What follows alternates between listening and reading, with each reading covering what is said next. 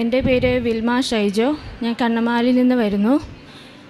ഞാനിവിടെ പരിശുദ്ധ കൃപാസന മാതാവിൻ്റെ എൻ്റെ കൂടെയുള്ള എൻ്റെ പരിശുദ്ധ കൃപാസന മാതാവിൻ്റെ സാക്ഷ്യപ്പെടുത്താനാണ് ഞാൻ വന്നിരിക്കുന്നത്. ഞാൻ 6 വർഷമായിട്ട് കുവൈറ്റിൽ വർക്ക് ചെയ്യുന്ന ഒരു നഴ്സിംഗ് സ്റ്റാഫായിരുന്നു.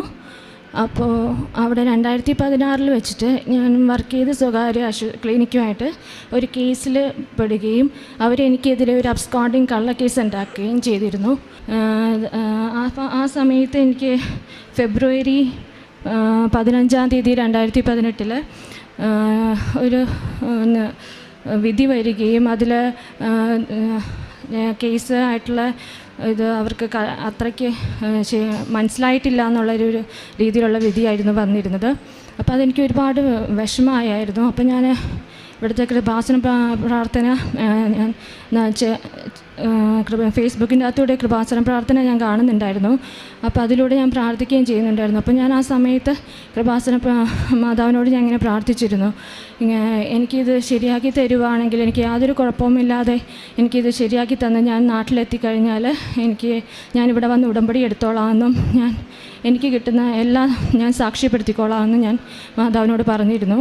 അപ്പോൾ തന്നെ മാതാവിൻ്റെ ഒരു ഹാഫ് സൈസ് ഫോട്ടോ എന്ന പോലെ ഒരു രൂപം എൻ്റെ ഉള്ളിലേക്ക് വരികയും അടുത്തേക്ക് വരികയും പിന്നെ ദൂരെ പോവുകയും പിന്നെ അടുത്തേക്ക് വരികയും പിന്നെ ദൂരെ പോവുകയും ചെയ്തുകൊണ്ടിരുന്നു. അപ്പോൾ ഞാൻ ഇവിടെ 1 വർഷമായിട്ട് ഞാൻ ആ കേസിൻ്റെ ഇത് നടക്കുന്ന സമയത്തൊക്കെ ഞാനിവിടെ ഇങ്ങോട്ട് വിളിക്കുമ്പോഴേക്കും ഇവിടെ കോൺടാക്റ്റ് ചെയ്യാൻ ആരും കോൾ അറ്റൻഡ് ചെയ്യുന്നില്ലായിരുന്നു. അപ്പോൾ ഞാൻ ഇവിടുത്തെ പ്രാർത്ഥന കാണുമ്പോഴേക്കും ഇവിടെ ഇങ്ങനെ ഓരോരുത്തർ വന്ന് പറഞ്ഞ് കേൾക്കാറുണ്ട്, ഇവിടെ അത്രയ്ക്ക് തിരക്കായതുകൊണ്ട് ആർക്കും കോളൊന്നും അറ്റൻഡ് ചെയ്യാൻ പറ്റാറില്ല എന്ന് ഓരോരുത്തർ സാക്ഷ്യപ്പെടുത്തുമ്പോൾ പറഞ്ഞ് കേട്ടിരുന്നു. അപ്പോൾ എനിക്ക് മനസ്സിലായി ഇവിടുത്തെ തിരക്ക് എന്തുമാത്രമാണെന്നൊക്കെ.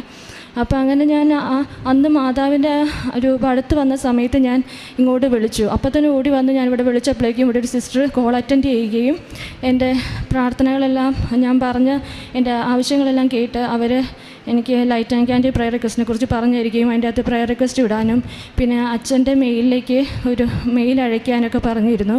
അതെല്ലാം ഞങ്ങൾ ചെയ്ത് കഴിഞ്ഞ് 2 ആഴ്ച കഴിഞ്ഞപ്പോഴേക്കും മാർച്ച് 11 ആയപ്പോഴേക്കും മാതാവ് ഹസ്ബൻഡ് ജോലിയും കഴിഞ്ഞ് ഞാൻ ഹസ്ബൻഡും കൂടി ഇരിക്കുന്ന സമയത്തായിരുന്നു. അപ്പോൾ മാതാവ് എൻ്റെ ഈ റൈറ്റ് സൈഡിൽ വന്നിട്ട് ഈ രാജ്യത്ത് 2 ദിവസത്തിനുള്ളിൽ അബ്സ്കോണ്ടിങ് കേസിൽപ്പെട്ട അവർക്ക് നാട്ടിലേക്ക് കയറി പോകാൻ പറ്റും, യാതൊരു ബുദ്ധിമുട്ടും കൂടാതെ നാട്ടിലേക്ക് കയറി പോകാൻ പറ്റുമെന്ന് ഇങ്ങനെ എന്നോട് വന്ന് പറഞ്ഞിരുന്നു. ഞാനതപ്പോൾ തന്നെ ഹസ്ബൻഡിനോടും പറഞ്ഞു. അത് സത്യമാണെങ്കിൽ ഹസ്ബൻഡിൻ്റെ കൂടി വിശ്വാസം കുറച്ചുകൂടി ആഴത്തിലാവുമല്ലോ. അപ്പം അങ്ങനെ എന്നോട് ഇങ്ങനെ വന്ന് പറഞ്ഞു. 2ാമത്തെ ദിവസം TV-യിൽ ന്യൂസിലൊക്കെ അറിയാൻ കഴിഞ്ഞു അങ്ങനെ ഒരു നിയമം അവിടെ വന്നിട്ടുണ്ടെന്ന്.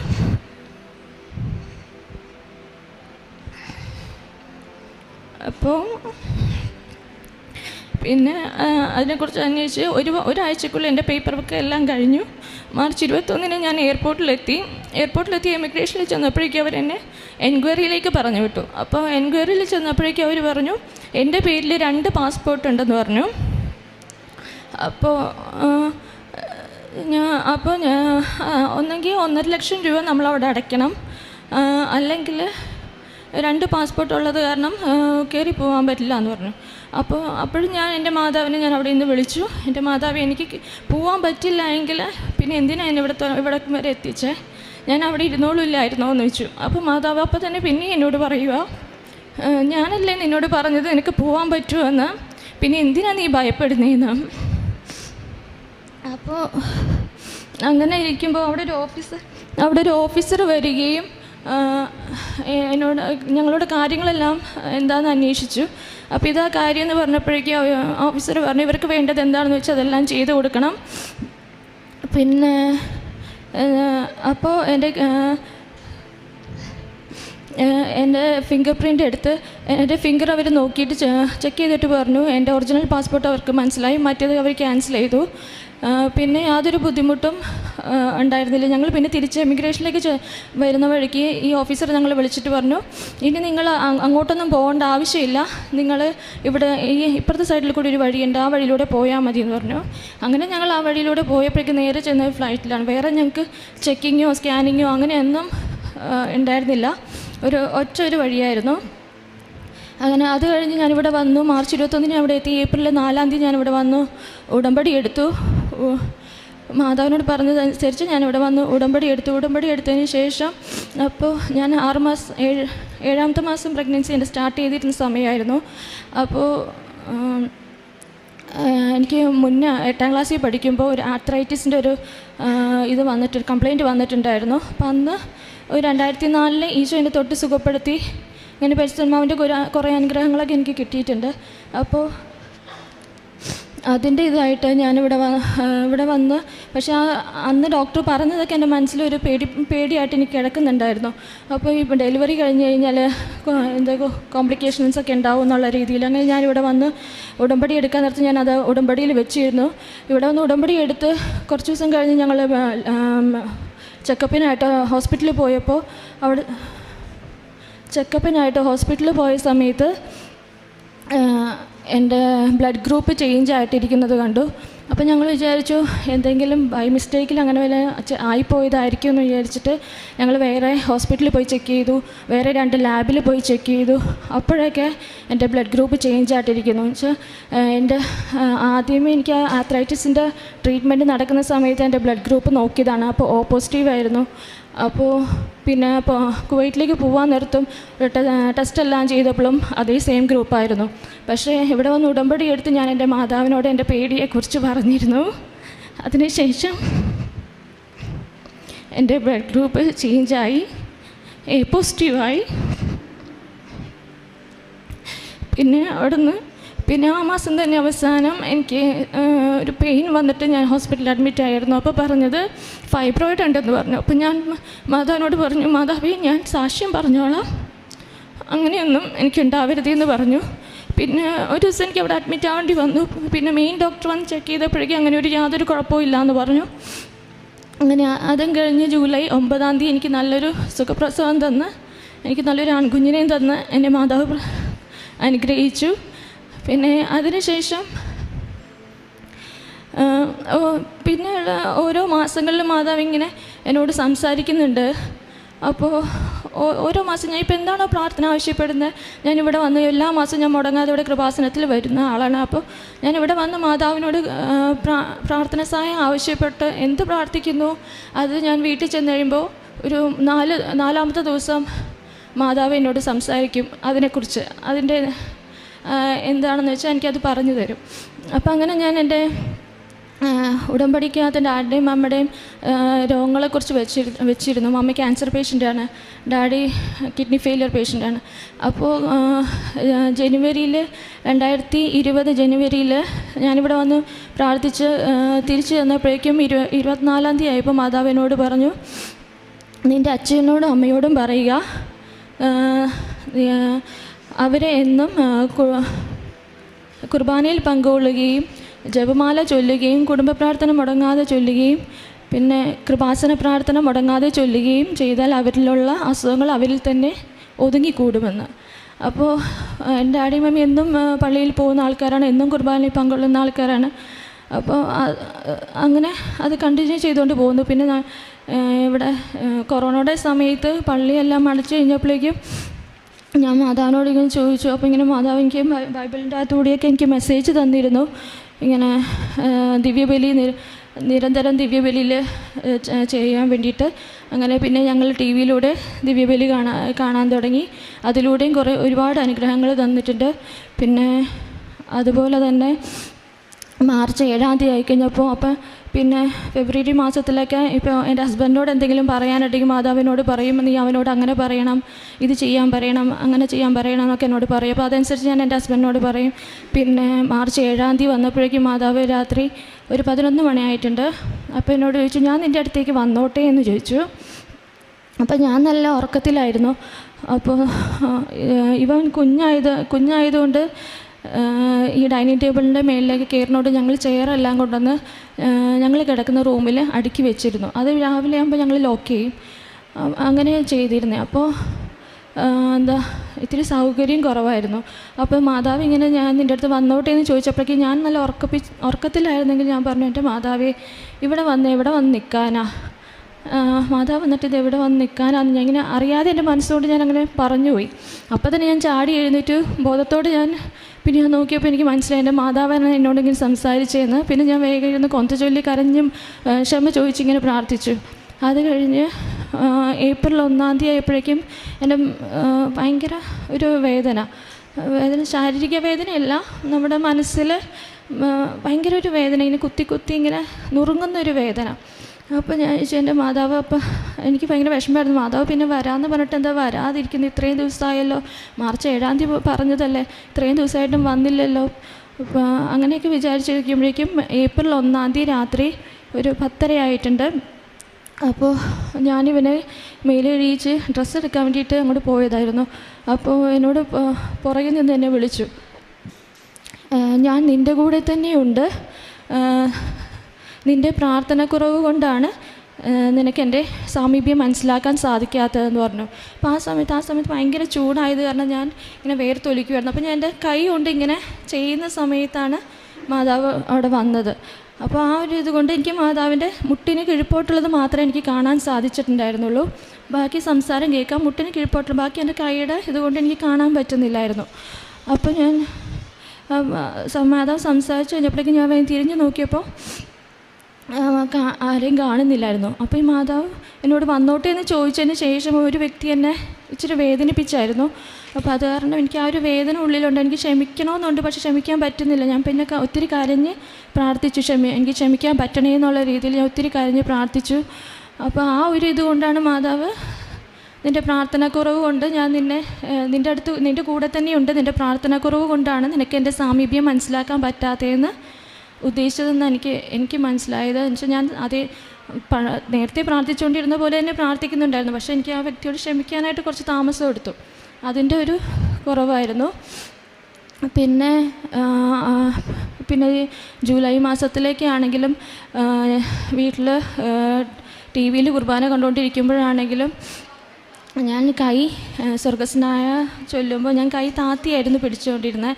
അപ്പോൾ പരിശുദ്ധാത്മാവ് എന്നോട് ചോദിച്ചു, നിനക്കെന്ത് ഇത്രയും അനുഗ്രഹം മതിയോ എന്ന് ചോദിച്ചു. അപ്പോൾ ഞാൻ വേഗം ഉന്മേഷത്തോടെ കൈ അങ്ങോട്ട് വിരിച്ച് മുകളിലേക്ക് ഉയർത്തി പിടിച്ച് പ്രാർത്ഥിക്കാൻ തുടങ്ങി. പിന്നെ അന്ന് മുതൽ ഞാൻ അങ്ങനെ ഉയർത്തി പിടിച്ചാണ് ഞാൻ പ്രാർത്ഥിക്കുന്നത്. പിന്നെ അതുപോലെ തന്നെ 2 ദിവസം കുടുംബ പ്രാർത്ഥന മുടങ്ങി കഴിഞ്ഞപ്പോഴേക്കും 3-ാമത്തെ ദിവസം ഈശോ എന്നോട് പ്രാർത്ഥനയുടെ സമയത്ത് എന്നോട് ചോദിച്ചു, നീ എന്താ മോളെ ഇന്നലെ പ്രാർത്ഥിക്കാതിരുന്നേന്ന് ചോദിച്ചു.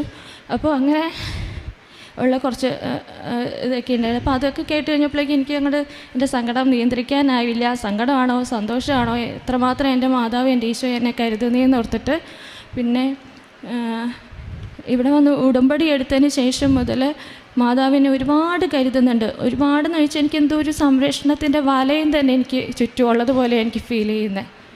പിന്നെ ഒരുപാട് നന്ദി എൻ്റെ മാതാവിന്, ഈശോയ്ക്ക് ഒരു കോടാനുകോടി നന്ദി. കരങ്ങളടിച്ച് നമുക്ക് കർത്താവിനെ മഹത്വപ്പെടുത്താം. വലിയൊരു സാക്ഷ്യമാണ്. കണ്ണമ്മാലിയിൽ നിന്ന് വന്ന ഈ മകള് കുവൈറ്റിൽ ഒരു കേസിൽ അകപ്പെട്ടത്, അബ്സോണ്ടിങ് കേസായിരുന്നു. അപ്പോൾ കൃപാസനത്തിലെ ഉടമ്പടി എടുത്തിട്ടില്ലേ മകള്, ഫേസ്ബുക്കിൽ പരിശുദ്ധ അമ്മയോട് ആ നൊമ്പരം ആ മകളെ ഷെയർ ചെയ്ത് പ്രാർത്ഥിച്ചപ്പോൾ അമ്മ ചെയ്തത്, കൃപാസനത്തിലെ മാതാവ് നിങ്ങൾക്ക് എല്ലാവർക്കും അറിയാവുന്ന പോലെ സഞ്ചാരി മാതാവാണ്. അമ്മ നേർ സാമീപ്യം മകൾക്ക് കൊടുത്തു. 2-3 തവണ അമ്മ ഇങ്ങനെ അടുത്തു വരികയും അകന്നു പോവുകയും ചെയ്തു. പിന്നീട് ഈ മകളുടെ ജീവിതത്തിൽ നടന്ന അത്ഭുതം എന്ന് പറഞ്ഞാൽ മാർച്ച് 11 ഈ മകള് റൂമിലിരിക്കുന്ന സമയത്ത് അമ്മ ഒരു സന്ദേശം കൊടുക്കുകയാണ്. ഈ മകള് ഓൾറെഡി നേർന്നിരുന്നു, നാട്ടിൽ വരുമ്പോൾ ഞാൻ കൃപാസനത്തിൽ വന്ന് ഉടമ്പടി എടുത്തുകൊള്ളാമെന്ന്. അപ്പോൾ മാർച്ച് 11 ഹസ്ബൻഡുമായിട്ട് ഇരിക്കുമ്പോൾ അമ്മ ഒരു സന്ദേശം കൊടുക്കുകയാണ്, 2 ദിവസത്തിനുള്ളിൽ ഈ രാജ്യത്തൊരു നിയമം വരും, ആ നിയമം വന്നതുകൊണ്ട് മാത്രം മകൾക്ക് ഈ നാട് വിട്ട് കയറി പോകാൻ പറ്റും, ഈ കേസിൽ നിന്ന് ഒഴിവായി കിട്ടുമെന്നായിരുന്നു ആ സന്ദേശം. അതുപോലെ തന്നെ ടി വിയിൽ ആ ന്യൂസ് ഈ മകൾ കാണുകയാണ്. അങ്ങനെ ഒരു അബ്സ്കോണ്ടിങ് കേസ് ഉള്ളവരെ മൊത്തം വിടുവിക്കുന്ന, കയറിപ്പോകാൻ അനുവദിക്കുന്ന ഒരു നിയമം. പക്ഷേ ഈ മകൾ ജോലി ചെയ്തിരുന്ന സ്ഥാപനം ഈ മകളെ ഒരു ട്രാപ്പിൽ പെടുത്തിയിരുന്നു. അതുകൊണ്ട് തന്നെ എയർപോർട്ടിൽ ചെന്നപ്പോൾ എമിഗ്രേഷൻ ക്ലിയറൻസിൻ്റെ ആ ഒരു വിഷയം വന്നപ്പോൾ മാർച്ച് 21-ാം തീയതി എയർപോർട്ടിൽ വന്നപ്പോൾ വീണ്ടും ഈ മകളെ തടഞ്ഞു വെച്ചിട്ട് പറഞ്ഞു, നിങ്ങളുടെ പേരിൽ 2 പാസ്പോർട്ട് കാണുന്നുണ്ട്, അതുകൊണ്ട് നിങ്ങൾക്ക് പോകാൻ പറ്റില്ല.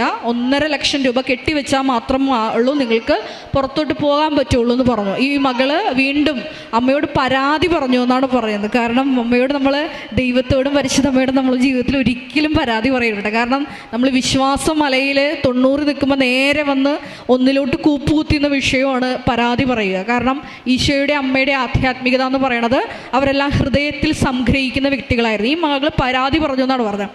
പരാതി പറഞ്ഞപ്പോൾ അമ്മയുടെ സ്വഭാവം ഈ മകൾക്ക് കാണിച്ചു കൊടുത്തു. ഞാനല്ലേ നിന്നോട് പറഞ്ഞത് 2 ദിവസത്തിനുള്ളിൽ ഈ നിയമം നിനക്ക് വേണ്ടിയിട്ടാണ് കൊണ്ടുവരുന്നത്, അപ്പം ഞാൻ തന്നെ നിന്നെ കുവൈറ്റിൽ നിന്ന് വിടുവിക്കുമെന്ന് പറഞ്ഞു. പിന്നീട് അത്ഭുതമായിരുന്നു. അവിടുത്തെ ഒരു ഓഫീസർ തന്നെ വന്ന് ഈ മകളുടെ വിഷയങ്ങളിൽ ഇടപെടുകയും ഈ മകളുടെ എല്ലാം ഒറ്റ ഫിംഗർ പ്രിൻറ്റിൽ ഒറ്റ പാസ്പോർട്ടാക്കി അത് കൊടുക്കുകയും മറ്റേത് മരവിപ്പിക്കുകയും ചെയ്തു. പിന്നീട് നടന്നത് ഇപ്രകാരമാണ്. തുടർന്നുള്ള വഴികളിൽ ഒന്നും തടസ്സം ഉണ്ടാകാതിരിക്കാൻ വേണ്ടിയിട്ട് എമിഗ്രേഷൻ ഓഫീസർ ഈ മകൾക്ക് വേണ്ടി ഒരു പുതിയ വഴി, അത് പുതിയ വഴി എന്ന് പറയുമ്പോൾ ജോഷ്യ 3:4 വഴിയാണ്. അതായത് ഇതിനു മുമ്പേ ഈ വഴിയിലൂടെ നിങ്ങൾ കടന്നു പോകാത്തതിനാൽ ദൈവമായ കർത്താവ് ഒരു പുതിയ വഴി നിങ്ങൾക്ക് കാണിച്ചു തരും. അത് ജെറമിയ 3:4, അതായത് ജോഷ്യ 3:4 തിരുവചനമാണ്. ജോഷ്യ 3:4 തിരുവചനം. ആ പുതിയ വഴി, അതായത് ഉടമ്പടി പ്രകാരമുള്ള പുതിയ വഴി ആ എയർപോർട്ടിൽ വെച്ച് ഈ അമ്മ ഈ മകൾക്ക് കാണിച്ചു കൊടുത്തു. ആ വഴിയുടെ പ്രത്യേകത ഈ മകൾ പറഞ്ഞായിരുന്നു. എന്തായിരുന്നു ആ വഴിയുടെ പ്രത്യേകത? പറഞ്ഞോ. ആ വഴിയിലൂടെ പോകുമ്പോൾ നമുക്ക് ചെക്കിങ്ങോ കാര്യങ്ങളോ ഒന്നും ഇല്ല. സ്കാനിങ്ങോ അല്ലെങ്കിൽ നമ്മുടെ ബാഗ് സ്ക്രീൻ ചെയ്യുന്ന സംഭവങ്ങളൊക്കെ ഉണ്ട്. അത് ഈ വഴിയിലൂടെ പോകുമ്പോൾ അങ്ങനെ ഒന്നുമില്ല. ഡയറക്റ്റ് നമ്മൾ ഫ്ലൈറ്റിലേക്ക് കയറി നേരിട്ട്. അതായത് പരിശുദ്ധ അമ്മ സഞ്ചാരി മാതാവ് ആ കുവൈറ്റ് അവിടെ എയർപോർട്ടിൽ ചെന്നിട്ട് പറഞ്ഞു, ഇതാണ് നിനക്കുള്ള വഴി. അതായത് അമ്മ ഇടപെട്ടിട്ടുള്ള പുതിയ വഴി ഇതാണ്. കാരണം മറ്റു വഴികളിലൂടെ പോയാൽ വീണ്ടും നൂലാമാലകളൊക്കെ വരും. അതുകൊണ്ട് അമ്മ ഇടപെട്ടിട്ടാണ് നിയമം കൊണ്ടുവന്നിരിക്കുന്നത്. അമ്മയാണ് നിന്നെ പുറത്തിറക്കുന്നതെന്ന് കാണിക്കാൻ വേണ്ടിയിട്ട് അമ്മ പറഞ്ഞു, അതായത് ജോഷ്യ 3:4 അനുസരിച്ച് ഇതാണ് വഴി, ഇതിലേ പോവുക. അപ്പോൾ ഈ പുതിയ വഴി, ഉടമ്പടി പ്രകാരമുള്ള വഴി മകൾക്ക് കാണിച്ചു കൊടുത്തു. ഈ മകൾ ഞെട്ടിപ്പോയി. ആ വഴിയിലൂടെ ചെന്നപ്പോൾ നേരെ ഫ്ലൈറ്റിലോട്ട് കയറുമായിരുന്നാണ് ഈ മകൾ പറഞ്ഞത്. വലിയൊരു അത്ഭുതമാണ്. കുവൈറ്റിൽ കൃപാസനത്തിലെ സഞ്ചാരി മാതാവ് ഉടമ്പടി എടുക്കാമെന്ന് നേർന്നു ഈ മകൾ. ഈ വിഷയങ്ങളൊക്കെ സെറ്റാവുകയാണെങ്കിൽ ഞാൻ കൃപാസനത്തിൽ വരുമ്പോൾ ഉടമ്പടി എടുക്കാമെന്ന് പറഞ്ഞു. ഈ മകൾ ആ സമയം പ്രഗ്നൻ്റ് ആയിരുന്നു. പിന്നീട് നാട്ടിൽ വന്നപ്പോൾ വർഷങ്ങൾക്ക് മുമ്പ് 8ാം വയസ്സിൽ, ഈ മകൾക്ക് ഇപ്പോൾ 35 വയസ്സുണ്ട്. 8ാം ക്ലാസ്സിൽ പഠിക്കും അല്ലേ, 8ാം ക്ലാസ്സിൽ പഠിക്കുമ്പോൾ ഈ മകൾക്ക് റുമറ്റോയിഡ് ആർത്രൈറ്റിസ് വന്നു. അതിന് ട്രീറ്റ്മെൻ്റ് എല്ലാം എടുത്തത് ഫുൾ ഹീലായതായിരുന്നു. പക്ഷേ ഈ മകൾക്കൊരു പേടി മനസ്സിൽ കിടന്നിരുന്നു.